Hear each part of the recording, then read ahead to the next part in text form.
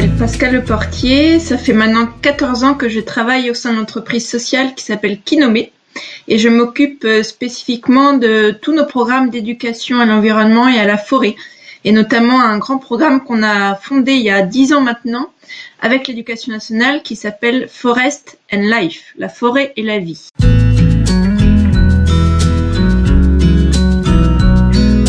La forêt, c'est la vie.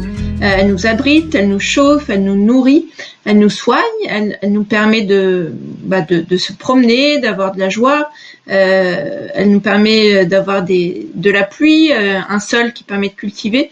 Donc la forêt, et j'en passe plein d'autres, mais voilà, la forêt, elle est essentielle à notre vie. Donc c'est important pour nous, qu'on soit enfant ou adulte, de la préserver et de la protéger.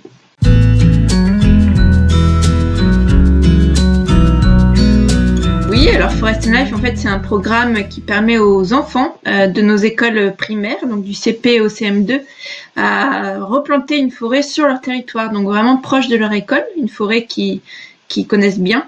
Donc les plantations aussi en automne et c'est suivi ensuite en classe par un programme pédagogique où on intègre les enseignants à ce gros programme et on leur met à disposition des ressources pour qu'ils puissent découvrir les forêts du monde en classe.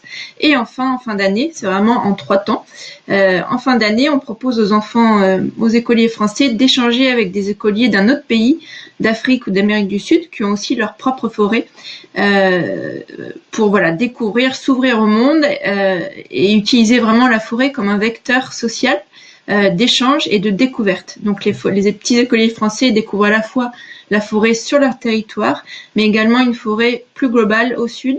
Et tout au long de l'année scolaire, ils échangent entre eux pour se découvrir mutuellement.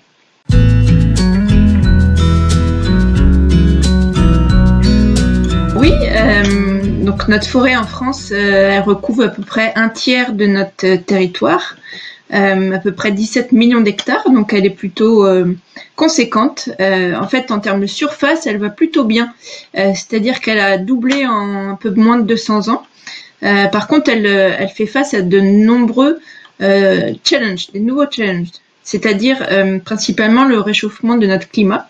Les forêts commencent vraiment à être impactées, c'est-à-dire il y a de plus en plus de sécheresse à répétition, on l'observe tous plus ou moins, peu importe où on est en France, mais il fait plus chaud en été, plus froid en hiver. Enfin voilà, les saisons sont un petit peu vraiment toutes décalées. Et en fait, la forêt, elle met un peu de temps à s'adapter puisqu'elle pousse lentement. Donc voilà, les sécheresses successives en France la pénalisent énormément et la fragilisent énormément. Ensuite, on peut voir depuis une dizaine d'années maintenant la répétition de phénomènes de bioagression. C'est-à-dire que ce sont des petites bêtes qui viennent souvent d'autres pays et qui pullulent avec justement le bouleversement du climat. Donc c'est à la fois des insectes, des champignons et qui grignotent un petit peu notre forêt et qui la fragilisent encore plus. Donc par exemple, on peut citer la calorose du frêne dans nos forêts du Nord qui dévaste complètement nos 5 plus grandes forêts en France. Il y a le scolite, il y a le graphiosme de l'orme par exemple, la pyrale du buis. Donc voilà, c'est autant de bioagressions qui fragilisent notre forêt qui est déjà un petit peu fragilisée à cause du bouleversement du climat. Donc en termes de surface, elle va plutôt bien, mais voilà, attention parce que dans les années à venir, elle risque vraiment de s'effondrer, quoi.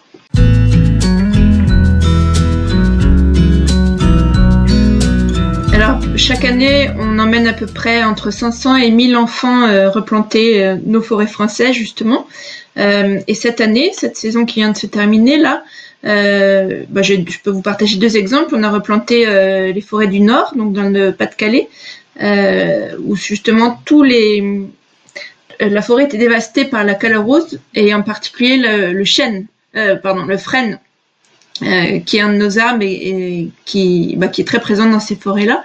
Et en fait, c'est un champignon qui fait mourir les arbres. Donc, on a dû, avec notre partenaire technique, qui est l'ONF, qui gère cette grande forêt, l'ONF a coupé tous les arbres malades et avec les écoles primaires sur place, nous les avons replantés au mois de février. Donc, sur une petite parcelle de 6 hectares. Voilà, on a fait à peu près la même chose dans le Jura, dans nos forêts de l'Est, où là aussi c'était des forêts qui étaient vraiment très fragiles à cause des sécheresses successives et on a réimplanté des essences qui s'adaptent au changement du climat. C'est ce qu'on appelle des îlots d'avenir. Donc c'est des tests qui se font, il y a à peu près 100 îlots d'avenir sur toute la France, notamment dans le Jura, et c'est des parcelles un peu expérimentales qui permettent de tester des essences qui viennent plus du sud, donc des essences méridionales. Par exemple dans les forêts de l'Est, elles sont testées, on voit un petit peu comment elles évoluent, et si elles s'adaptent bien, ce sont des essences qui vont composer nos forêts de demain.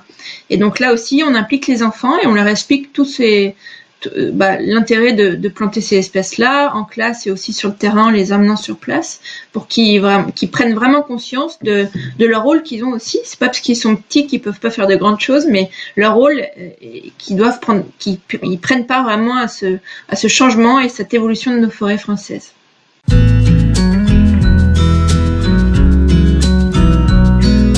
En général, quand j'interviens dans les classes, je demande à chaque fois qui est déjà allé en forêt une fois dans sa vie au moins.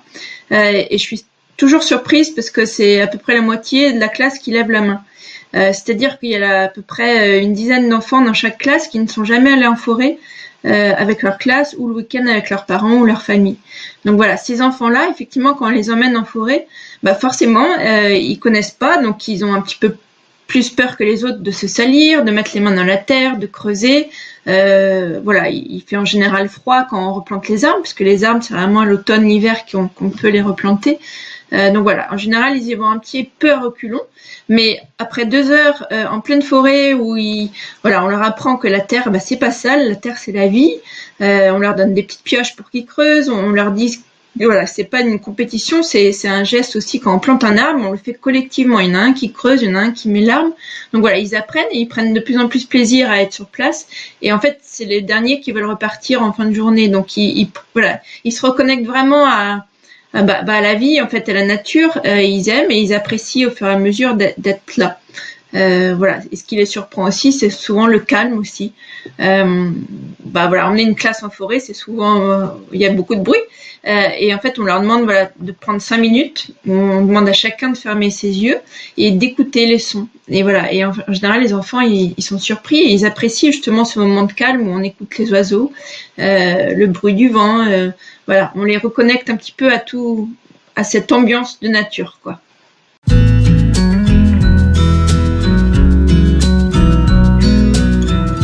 Alors, on peut faire plein de choses. Déjà, le premier conseil que je pourrais donner aux parents, c'est d'emmener leurs enfants le plus possible en forêt, le week-end, le mercredi, quand ils le peuvent, bien sûr.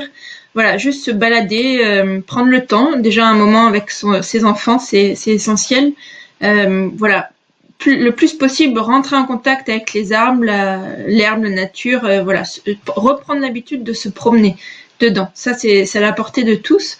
Après, il y a des choses aussi ludiques qui peuvent être faites, c'est-à-dire que quand vous mangez des fruits avec vos enfants, vous essayez de conserver, de sécher les graines et ensuite de les replanter. Ça peut être fait en classe aussi, il y a beaucoup d'enseignants et d'enseignantes qui le font. C'est découvrir un petit peu, faire son petit scientifique avec ce qu'on ramasse dans notre jardin ou quand on se balade en forêt, ramasser les fruits, cultiver les fruits, apprendre à reconnaître les feuilles d'arbres. Il y a beaucoup d'associations et de structures qui proposent justement des idées d'activités à faire chez soi ou dans la nature et c'est à la portée vraiment de tous.